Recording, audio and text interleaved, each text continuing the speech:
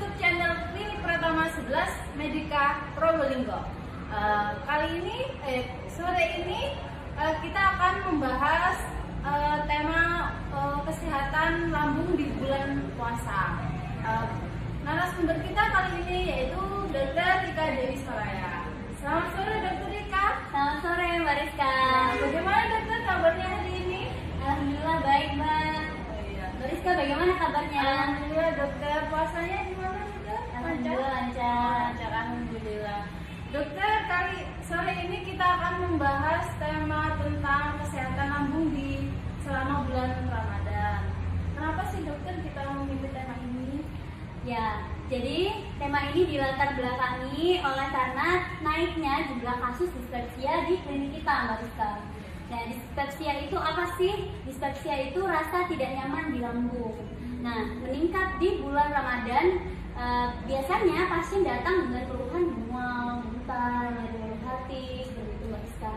Nah, jadi makanya kita bahas di sini bagaimana cara agar kita bisa menjalankan puasa Ramadan dengan lambung yang tetap sehat, begitu Mbak Rizka, agar ibadah kita berkah dan lancar, seperti itu Mbak Rizka. Sebenarnya apa sih dokter penyakit mah atau asam lambung? Baik. Kan orang awam bilangnya sakit apa bu? Sakit asam lambung gitu. Apa sih dokter sebenarnya asam lambung itu atau mah? Ya baik, jadi mah itu berasal dari bahasa Belanda yang artinya lambung ya. Mah itu berasal dari bahasa Belanda yang artinya lambung. Nah, jadi penyakit mah itu adalah penyakit lambung. Nah, penyakit lambung itu sendiri dibagi menjadi dua Mbak Rizka. Jadi ada penyakit lambung yang fungsional dan ada yang organik. Nah, yang fungsional ini sendiri biasanya pasien yang datang ke klinik kita ini.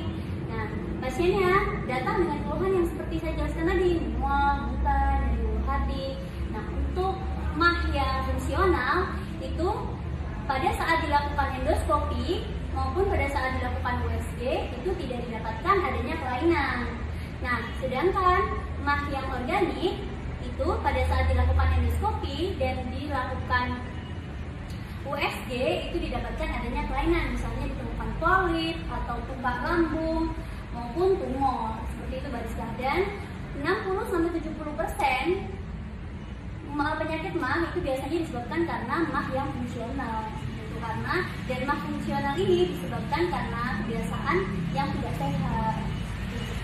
Itu untuk mah ya. Sedangkan untuk asam lambung sendiri itu disebabkan karena asam lambung yang naik ke atas. Jadi ada rasa dada terbakar biasanya. Karena asam lambung ini bersifat asam dan dia naik ke kerongkongan atau esofagus sehingga melukai esofagus itu tadi. Jadi menyebabkan sensasi dada terasa terbakar. Dan apabila asam lambung itu naik ke atas lagi, di mulut akan merasakan rasa pahit seperti Mbak Rizka. Jadi kalau asam lambung itu naiknya asam lambung, sedangkan mah itu sendiri adalah penyakit di lambung. Itulah perbedaan antara mah dan asam lambung. Gini dokter, biasanya kan pemicunya itu karena makanan ya. Apa aja sih dokter makanan yang perlu dihindari untuk penderita asam lambung ini dokter? Oke, makanan yang perlu dihindari untuk penderita asam lambung adalah makanan-makanan yang mengiritasi lambung, seperti makanan asam, makanan pedas, kemudian kopi yang mengandung kafein ya, kopi, teh, coklat, dan makanan yang berlemak dan makanan-makanan keju seperti itu, dan juga makanan-makanan yang menimbulkan gas Mbak Rizka. Nah, makanan-makanan yang menimbulkan gas itu adalah makanan-makanan umbi-umbian dan makanan kacang yang yaitu tumbuh di bawah tanah. Itu biasanya makanan yang memproduksi gas. Nah, ketika makanan yang mengandung gas itu dikonsumsi, dia akan menyebabkan perut terasa begah. Jadi tidak nyaman pada saat berpuasa. Jadi perutnya kembung itu. Ya, itu Mbak Rizka. Kasih tips dong dokter untuk menjaga kesehatan lambung bagi orang penderita lambung selama bulan Ramadan ini dokter. Oke baik.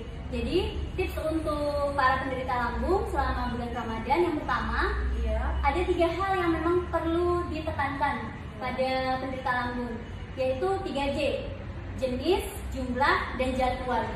kita bahas dulu yang mengenai jenis ya, jenis yang sudah tadi saya jelaskan. Jadi kita harus memilih jenis makanan yang memang sehat untuk lambung dan tidak mengiritasi lambung. Seperti itu. Kemudian jumlah makanan yang kita konsumsi tidak boleh terlalu banyak dan harus sedikit-sedikit tapi sering begitu Barista. Jadi tidak membebani lambung. Jadi pada saat kita berbuka maupun pada saat sahur, nah kita makannya harus sedikit-sedikit dibagi gitu. Karena ketika perut kita kosong kemudian langsung dimasukin oleh banyak makanan, itu menyebabkan proses atau kerja dari lambung kita berat. Nah itu yang menyebabkan penyakit mahnya kambuh. Kemudian jadwal ini perlu keteraturan. Nah kalau misalnya di bulan Ramadan enaknya kita berbuka, waktu berbuka dan sahur itu sama. Tidaknya ya beda 5 menit atau 10 menit itu tidak masalah. Jadi keuntungan pada saat bulan Ramadan makan kita pasti insya Allah teratur. Pada saat setengah 6 kita berbuka, setengah 4 kita sahur. Nah keteraturan itu yang akhirnya membuat lambung kita mengerti, oh jam sekian saya harus mengeluarkan asam lambung, jam sekian saya tidak perlu mengeluarkan asam lambung. Hal itu yang menyebabkan mahnya jadi istilahnya tidak kambuh gitu Barista. Gitu ya dokter ya. Ya. Kemudian ada lagi Barista, stres. Nah itu juga bisa menaikkan asam lambung. Jadi kita perlu memanage stres dengan baik. Nah pada saat puasa Ramadan kita memang dianjurkan untuk memperbanyak ibadah, mendekatkan diri kepada Yang Maha Kuasa. Nah, ketika kita memperbanyak ibadah, maka otomatis secara mental atau secara psikis kita lebih tenang. Jadi manajemen stres kita pada saat puasa Ramadan itu akan terjaga dengan baik. Mungkin satu lagi dokter, pertanyaan saya, biasanya kan orang-orang ini malas sahur ya, itu gimana dok efek kedepannya untuk lambung kita kalau jarang sahur gitu dokter? Oke. Kalau misalnya pasien atau seseorang jarang sahur, itu mengakibatkan lambung itu kosong terlalu lama. Dan itu tidak baik untuk kesehatan lambung karena dia akan menaikkan asam lambung. Jadi sebaiknya memang kita tetap berpuasa sesuai dengan anjuran. Ya, tetap sahur dan tetap berbuka. Begitu sobat sehat YouTube channel Klinik Pratama 11 Medika. Informasi yang sudah diberikan Dokter Dewi Soraya semoga bermanfaat. Terima kasih ya dokter atas waktunya dan informasinya, ilmunya ya dokter. Sama-sama Barista.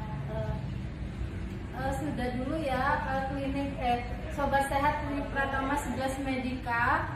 Kita nanti berjumpa lagi di YouTube channel selanjutnya dengan tema yang menarik. Terima kasih.